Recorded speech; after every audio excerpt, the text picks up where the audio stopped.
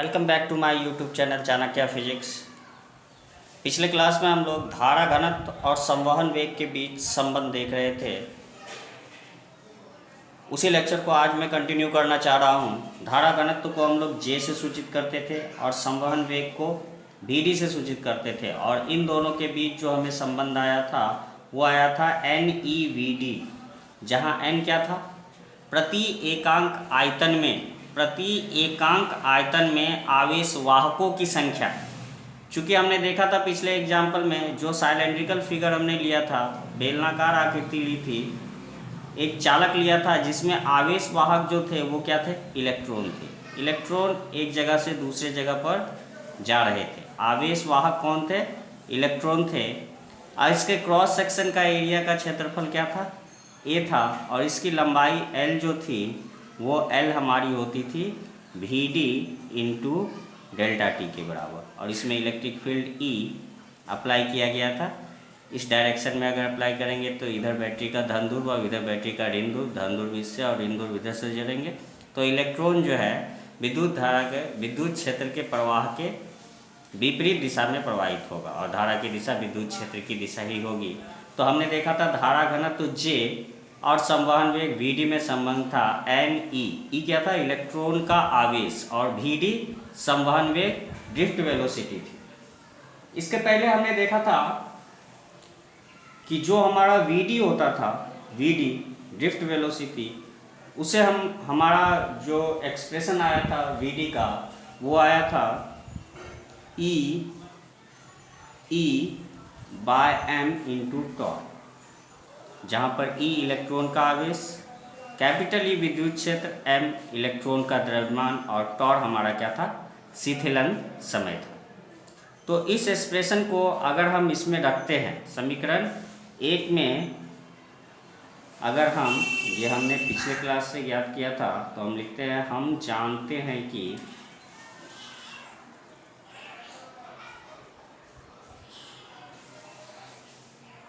तो VD का मान समीकरण 1 में जब रखेंगे, VD का मान समीकरण 1 में रखने पर ये जो हमारा J है वो J क्या आ जाएगा? धारा घनत्व NE, और इसका मान आ जाएगा E/m इंटू टॉर्क। जरा इसको हम सजा के लिख लेते हैं, तो ये हो जाएगा NE², टॉर्क पहले लिखते हैं, टॉर/m इंटू E। जरा ठीक से देखिए, N प्रति एकांक आयतन में आवेश वाहकों की संख्या, E इलेक्ट्रॉन का आवेश, टॉर शीतलन समय, और m इलेक्ट्रॉन का द्रव्यमान। ये पूरी की पूरी क्वांटिटी एक कांस्टेंट है जिसे हम चालकता कहते हैं, और इसको सूचित किया जाता है सिग्मा से। तो J बराबर हमारा क्या हो गया? Sigma into E। J बराबर हमारा क्या हो गया? सिग्मा इंटू E, जहाँ सिग्मा किसके बराबर है? सिग्मा इतने के बराबर है। और इस सिग्मा को हम लोग क्या बोलते हैं? इस सिग्मा को हम लोग बोलते हैं चालकता, कंडक्टिविटी। इसे ही हम लोग ओम का नियम भी कहते हैं। इसे हमें ओम का नियम भी कहते हैं। ओम का नियम आपने पिछले क्लास में भी पढ़ा होगा, क्लास 10 में पढ़ा होगा। ओम का नियम V बराबर IR होता है। वो V बराबर IR जो होता है वो इसी नियम के अंतर्गत आ जाता है, J बराबर सिग्मा E। वो कैसे आता है हम लोग देखते हैं। चालकता, सिग्मा क्या है? सिग्मा चालकता। सिग्मा एक नियतांक है, जिसे चालकता कहा जाता है। चालकता, कंडक्टिविटी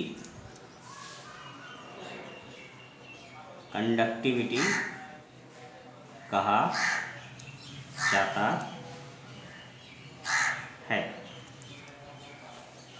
तो सिग्मा का मान क्या होगा? यहाँ सिग्मा का मान यही होगा जो हमको उस समीकरण से आया था। तो सिग्मा बराबर हो जाएगा NE² टॉर/m इंटू E। सॉरी, E नहीं होगा यहाँ पर, सिग्मा ME² टॉर/m। सिग्मा किन किन बातों पर निर्भर करता है? सिग्मा पदार्थ की प्रकृति, क्योंकि कौन से पदार्थ में कितना इलेक्ट्रॉन होगा ये उसके घनत्व पर, जो आयतन पर निर्भर करेगा, प्रति एकांक आयतन पर, आवेश वाहकों की संख्या। तो सिग्मा पदार्थ के प्रकृति पर और इसके टेम्परेचर, ताप पर निर्भर करता है। चालकता सिग्मा पदार्थ की प्रकृति और ताप पर निर्भर करता है।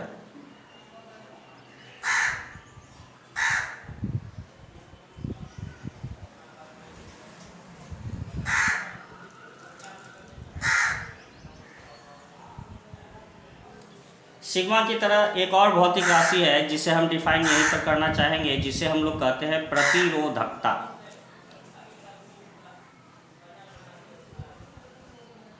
रेजिस्टिविटी।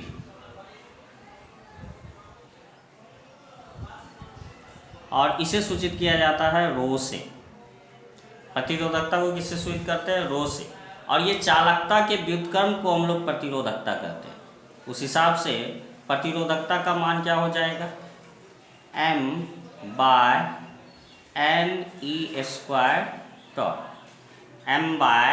m/ne².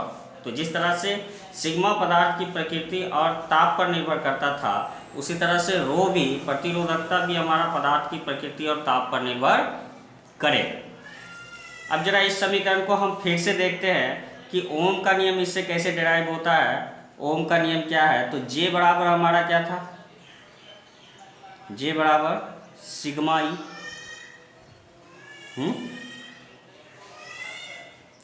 J का मान हमारा क्या होता है? हम जान चुके हैं। J बराबर क्या होता है? I/A, प्रति एकांक क्षेत्रफल पर, प्रति एकांक क्षेत्रफल में प्रवाहित विद्युत धारा।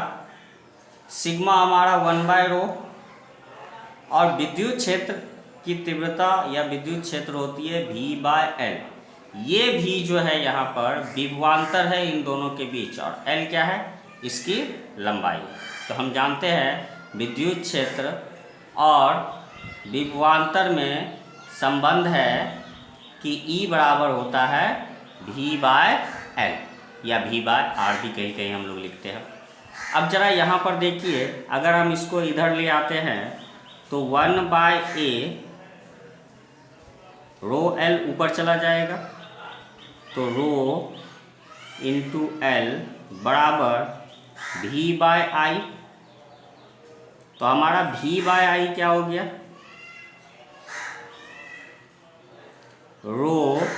ρL/A। इसी को तो प्रतिरोध कहा जाता है, ρL/A, और यही हमारा क्या कहलाता है? प्रतिरोध कहलाता है। तो V बराबर हो गया, V/I बराबर हो गया हमारा R। डेट इम्प्लाइज हमारा V क्या हो गया? I गुने R। यही तो ओम का नियम था, जहाँ R क्या है हमारा? जहाँ R प्रतिरोध है।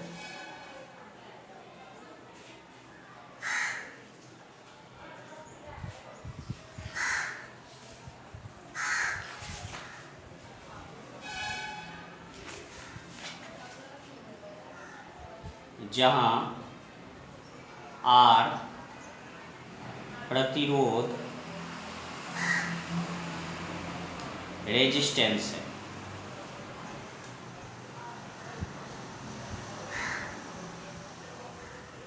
यह भी एक नियतांक है। और R बराबर क्या होता है?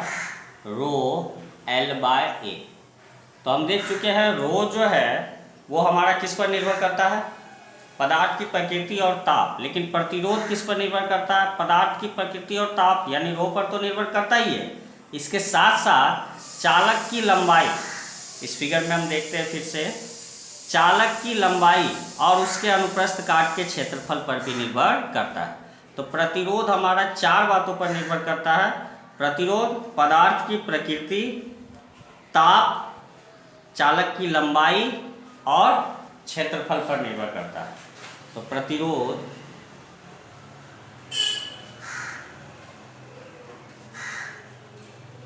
पदार्थ की प्रकृति,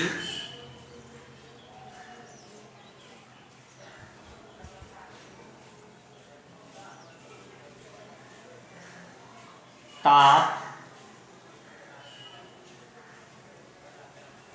चालक की लंबाई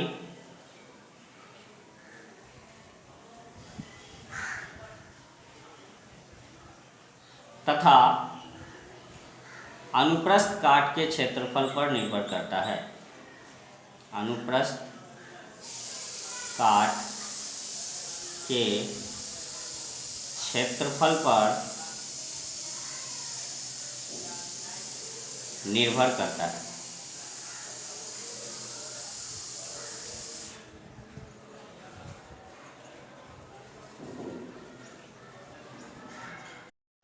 प्रतिरोध पर आंकिक प्रश्न हम लोग इस चैप्टर के अंत में देखेंगे।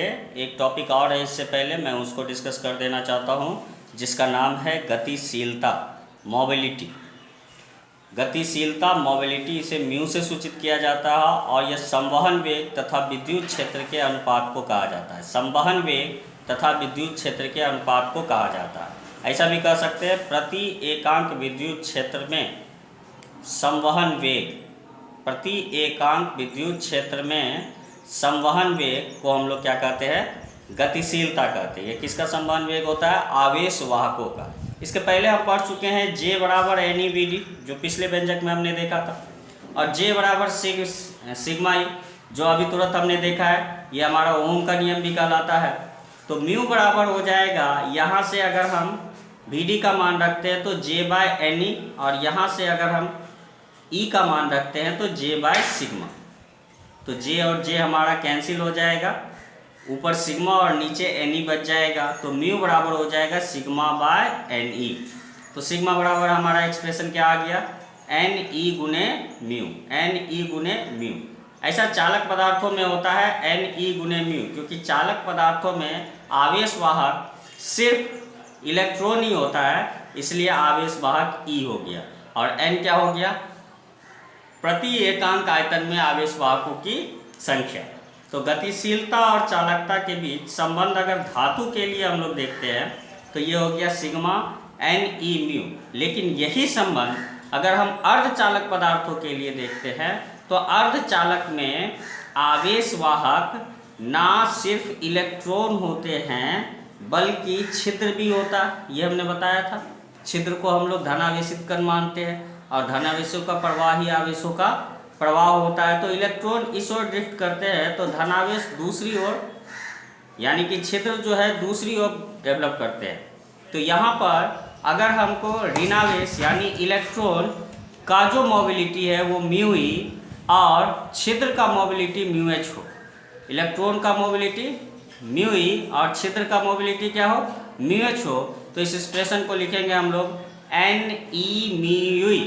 N प्रति एकांक आयतन में आवेश वाहक यानी इलेक्ट्रॉनों की संख्या, प्लस Pe म्यू एच, जहाँ P क्या होगा? प्रति एकांक आयतन में छिद्रों की संख्या। ये हमारा जो होलो स्फीयर बनाया गया है वो छिद्र है, और जो सॉलिड स्फीयर बनाया गया है वो हमारा क्या है? इलेक्ट्रॉन है। तो यहाँ छिद्रों की संख्या है प्रति एकांक आयतन में, और यहाँ इलेक्ट्रॉनों की संख्या है। और इलेक्ट्रॉन और प्रोटॉन का आवेश चूँकि बराबर होता है तो दोनों के लिए हमने ई का व्यवहार किया है, यानी कि जो हमारा इलेक्ट्रॉन के लिए निकलेगा और जो प्रोटॉन के लिए निकलेगा, तो कुल चालकता जो है ये दोनों का योगफल से प्राप्त होगा। तो अर्धचालक पदार्थों में चालकता इलेक्ट्रॉन और छिद्र दोनों के अलग अलग चालकताओं के योगफल के बराबर होता है। तो बच्चों, अभी तक इस चैप्टर में हमने जो भी सूत्र पढ़े हैं उसे एक जगह समराइज कर लेते हैं, ताकि आगे आंकिक प्रश्न और न्यूमेरिकल बनाने में हमें कोई दिक्कत नहीं। तो पहला सूत्र हमने पढ़ा था I बराबर Q/T या डेल्टा Q/डेल्टा T या dQ/dt। जो सूत्र जिसके लिए एप्लीकेबल होगा वो हम लगाएंगे। दूसरा हमने पढ़ा था J, और J बराबर हमने पढ़ा था I/A या DI/dA, या I अगर हम निकालते थे तो इंटीग्रेशन J इंटू DA करके निकालते थे। तीसरा सूत्र हमने पढ़ा J बराबर NeVd, ये ड्रिफ्ट वेलोसिटी के साथ इसका जो संबंध था वो NeVd पढ़ा। चौथा सूत्र हमने पढ़ा जो Vd होता है वो Vd हमारा कितने के बराबर होता है? E E/m इंटू टॉर। E/m इंटू टॉर ये हमने पढ़ा। पांचवा सूत्र हमने पढ़ा जो हमारा सिग्मा होता है वो कितना होता है, NE² टॉर/m होता है। ये सूत्र हमको J बराबर NE/VD से आया था कि सिग्मा बराबर क्या होता है, NE² जहाँ टॉर क्या था, शीतलन समय था। और सिग्मा अगर हम मेटल के लिए देखते थे, धातु के लिए, तो क्या आता था, NE/μ आता था। ये हमारा किसके लिए आता था, धातु के लिए आता था। और अगर हम ये अर्धचालक के लिए देखते थे तो क्या आता था, NE/μe प्लस PE/μh। किसके लिए, अर्धचालक के लिए। अर्धचालक में इलेक्ट्रॉन और होल छिद्र दोनों आवेश वाहक का कार्य करते हैं, तो इस तरह से हमारा आता था। और फिर हमने पढ़ा था ओम का नियम, J बराबर क्या पढ़ा था, सिग्मा E पढ़ा था। इसके बाद हमने पढ़ा था प्रतिरोधकता, ये क्या होती है, 1/σ के बराबर होती है।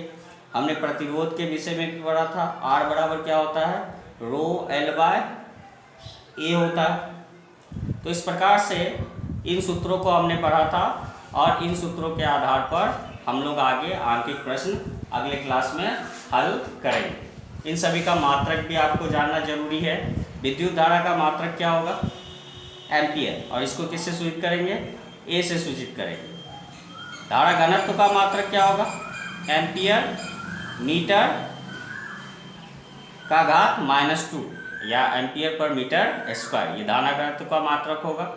ड्रिफ्ट वेलोसिटी VD का मात्रक क्या होगा, ड्रिफ्ट वेलोसिटी VD का मात्रक मीटर पर सेकेंड। यहीं पर बताइए विद्युत क्षेत्र E का मात्रक क्या होगा, वोल्ट पर मीटर, वोल्ट पर मीटर। यहीं पर बताइए कि विभव का मात्रक क्या होगा, विभवांतर का, विभवांतर भी जो हमने बताया था उसका मात्रक क्या होगा, इसका भी मात्रक क्या होता है, वोल्ट होता है, वोल्ट होता है। इसका संकेत भी वोल्ट और मात्रक भी वोल्ट होता है। सिग्मा, सिग्मा से पहले हम लोग जानते हैं प्रतिरोध का मात्रक क्या होता है, ओम, OHM, और इसी को संकेत में किस तरह से लिखते हैं, इस तरह से लिखते हैं। प्रतिरोधकता रो का मात्रक क्या हो जाएगा, रो ओम मीटर, क्या हो जाएगा, ओम मीटर। और चालकता सिग्मा का मात्रक क्या हो जाएगा, सिग्मा का मात्रक हो जाएगा हमारा इसका व्युत्क्रम, यानी कि ओम इनवर्स मीटर इनवर्स, या इसको ऐसे भी कहते हैं महो मीटर इनवर्स, महो मीटर इनवर्स। ये हमारा इस चीज़ का मात्रक हो गया। ठीक है, तो बच्चों आज के लेक्चर में इतना ही पढ़ेंगे। आगे नेक्स्ट वीडियो में इन सारे टॉपिक्स पर हम न्यूमेरिकल एक एक करके देखेंगे, ताकि आपके सारे concept to the point clear हो जाए। चाहे क्वेश्चन बिहार बोर्ड के हो, चाहे क्वेश्चन IIT JEE या नीट के हो, या किसी भी कॉम्पिटिटिव एग्जामिनेशन में अगर विद्युत धारा के इस सेक्शन से क्वेश्चन आ रहा है तो वो आपसे निश्चित बनेगा, आसानी से बनेगा। धैर्य रखिए, कोई भी न्यूमेरिकल हो आप आसानी से बनाएंगे। कल का क्लास या फिर अगला क्लास जब भी आपका आएगा, कल ही उम्मीद था, कल 2 लेक्चर आएंगे जो आंकिक प्रश्न के होंगे, और वो आपके सारे के सारे कॉन्सेप्ट को और भी ज़्यादा क्लियर करते जाएंगे। एक एक करके हम आंकिक प्रश्नों को हल करेंगे। इसके लिए प्लीज़ हमारे चैनल को ज़रूर से ज़रूर सब्सक्राइब कर दीजिए। मैं आपको पहले ही बता चुका हूँ कि इलेक्ट्रिक करंट, विद्युत धारा के सारे लेसन, सारे चैप्टर, सारे लेक्चर में एक एक करके इस YouTube चैनल पर डाउनलोड कर दूंगा, और आप उसे लोड करके पढ़ सकते हैं आसानी से। कहीं से भी कोई दूसरी चीज़ों की ज़रूरत नहीं है। अगर ज़रूरत पड़ेगी तो फॉर्मूला की लिस्ट हम PDF फाइल में या स्क्रीनशॉट लेके आपको दे देंगे। तब तक के लिए आप प्लीज़ इसको सब्सक्राइब कीजिए, बेल आइकन को दबाइए, इसे लाइक कीजिए। जितना ज़्यादा सब्सक्राइबर होगा, सब्सक्राइबर अगर हमारे पास 1000 प्लस हो जाते हैं तो हम लाइव वीडियो बनाएंगे आपके लिए, जहां आप लाइव चैट कर सकते हैं, डायरेक्टली हमसे क्वेश्चन पूछ सकते हैं। Thank you very much.